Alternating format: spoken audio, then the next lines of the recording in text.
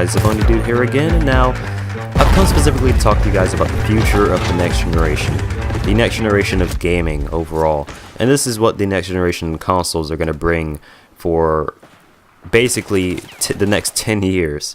Now, generally, when you look at the PlayStation 4 and you look at the Xbox One, you think they have similar specs. There's generally no difference, and the games are going to make the difference this generation.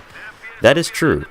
So, when you look at the Xbox One and the PlayStation 4, since they have similar specs, we're just going to benchmark off the PlayStation 4s right now.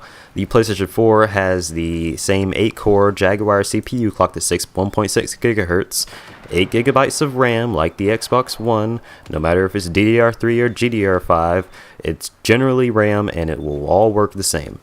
So, when you look at the GPU processing power being offered on the PlayStation 4, it's going to be 1.84 teraflops opposed to the Xbox One's 1.23 teraflops.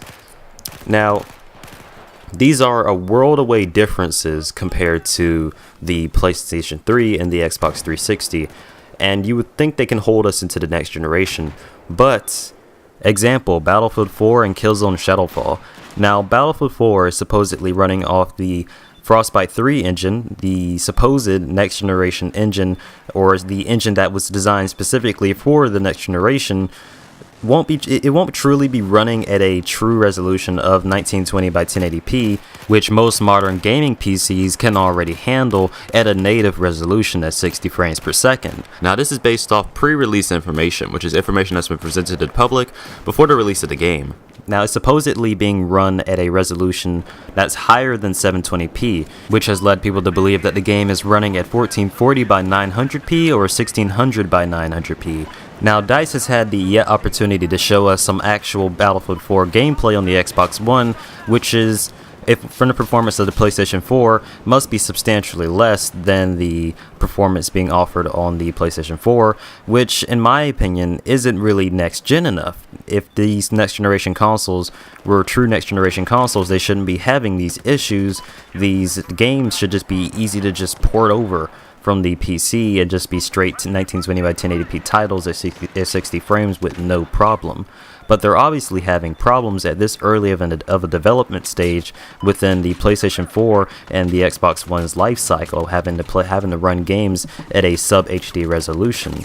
Now, this hasn't been confirmed to be the final resolution of Battlefield 4. They're saying they still have time to work and optimize it to hopefully get it at that 1080p stage, but the point that I'm trying to prove is these consoles shouldn't be having these issues. They shouldn't be maxed out at this stage in their development cycle, which is causing me to believe that the next generation consoles are significantly weaker than we actually thought they were, and we still haven't seen Xbox One gameplay.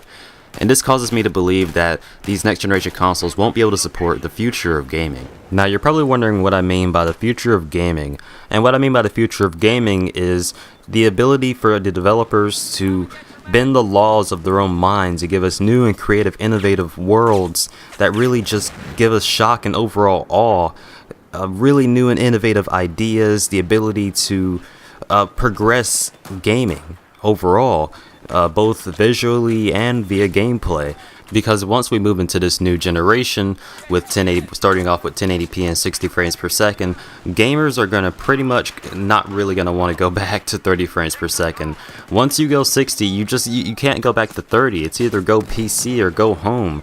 So really what I'm trying to say is developers are going to keep innovating even with the limitations of the console's hardware, even if they have to push these supposed next generation games down to 720p at 60 frames per second or 720p at 30 frames per second.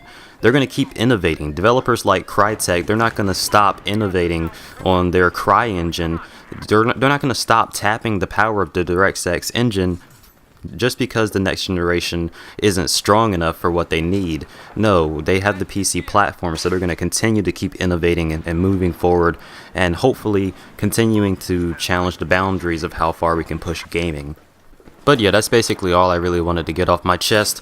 I really don't feel the PlayStation 4 and the Xbox One are strong enough consoles to bring us into the next generation and move gaming forward as a whole, so we won't really have these type of limitations even within the first year of the consoles being produced.